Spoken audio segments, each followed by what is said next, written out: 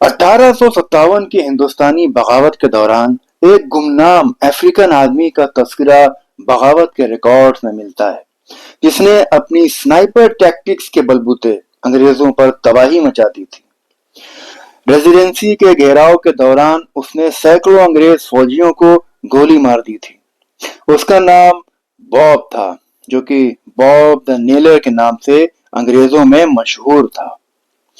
باب کا تعلق اودھ کے بادشاہ واجد علی شاہ کی فوج سے تھا۔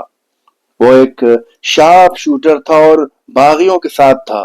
وہ ایک عظیم سنائپر تھا اور اپنے شکار کے انتظار میں گھنٹوں ایک ہی پوزیشن میں بیٹھا رہ سکتا تھا۔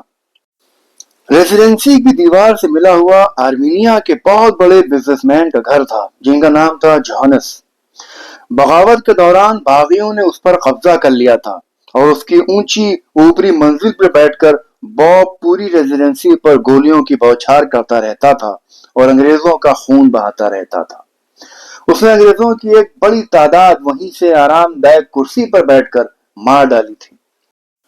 انگریز اس پر جوابی کارروائی کرتے مگر کچھ حاصل نہ ہو سکا۔ یہ خیال کیا جاتا ہے کہ وہ ہر گولی کے ساتھ ایک شکار کو مار ڈالتا تھا۔ پھر انگریزوں نے کیپٹن فلٹن کو باب دا نیلر کو مارنے کی ذمہ داری دی۔ فلٹن نے ایک منصوبہ بنایا جس میں جوہانس ہاؤس کے نیچے تک ایک بارودی سرنگ کھودی جانی تھی۔ کام بے حد مشکل تھا کیونکہ ریزیڈنسی کے چاروں طرف باغیوں نے پہلے ہی جگہ جگہ بارودی سرنگیں بچھا رکھی تھیں، لیکن انگریزوں نے یہ کام کامیابی سے مکمل کیا۔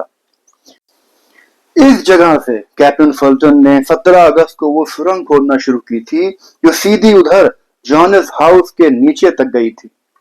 پھر کیپٹن فلٹن نے دھماکے سے اس بارودی سرنگ کو 21 اگست کو اڑا دیا تھا اور جوہانس کا پورا گھر تاش کے پتوں کی طرح دھراشائی ہو گیا، جس میں باب دا نیلر سمیت کئی باغی بھی ہلاک ہو گئے تھے۔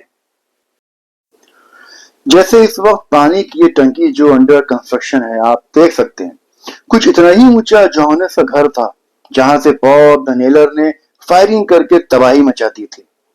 یہاں پورے میں اس زمانے میں بلڈنگز بنی ہوئی تھیں جو کہ سب کی سب ان باغیوں کی بمباری میں ڈسٹروائے ہو گئی تھیں۔ بس یہیں کہیں پر جوہانس ہاؤس تھا۔ اسی کے آس پاس اب یہاں پر ASI کا یہ خوبصورت آفس بنا ہوا ہے۔ یہاں سے 30-40 فٹ کی دوری پر دونوں فوجیں آپس میں گھمسان لڑائی کر رہی تھیں، مگر باغی انگریزی مورچے کو بھید نہیں پا رہے تھے۔ باب دا نیلر کی طرح ہی ایک اور افریقن سنائپر کا ذکر ملتا ہے جن کا نام تھا جم دا رائفل مین۔ اس نے بیلی گارڈ کے سامنے کلاک ٹاور کے اوپر سے چڑھ کر فائرنگ کر کے 20 انگریزوں کو مار دیا تھا۔ بعد میں ان کا انجام بھی وہی ہوا جو باب دا نیلر کا ہوا تھا، مائنز بچھا کر ایکسپلوژن کر کے مار دیا گیا تھا۔ کچھ بکس میں شاید پڑھا تھا کہ وہ وائٹ افریقن تھے، بٹ زیادہ تر لوگ مانتے ہیں کہ وہ بلیک افریقن تھے۔ میں بھی سمجھتا ہوں بلیک ہی رہے ہوں گے، وائٹ بھلا کیوں وائٹ کو ماریں گے۔ ویسے بھی ایک بھی ایگزامپل 1857 کے ریبیلین کا نہیں ملا جہاں انگریزوں نے اپنے دوسرے انگریزوں کو جان بوجھ کر قتل عام کیا ہو۔ اس وقت یہ فطرت تو ہم میں ہی تھی، بس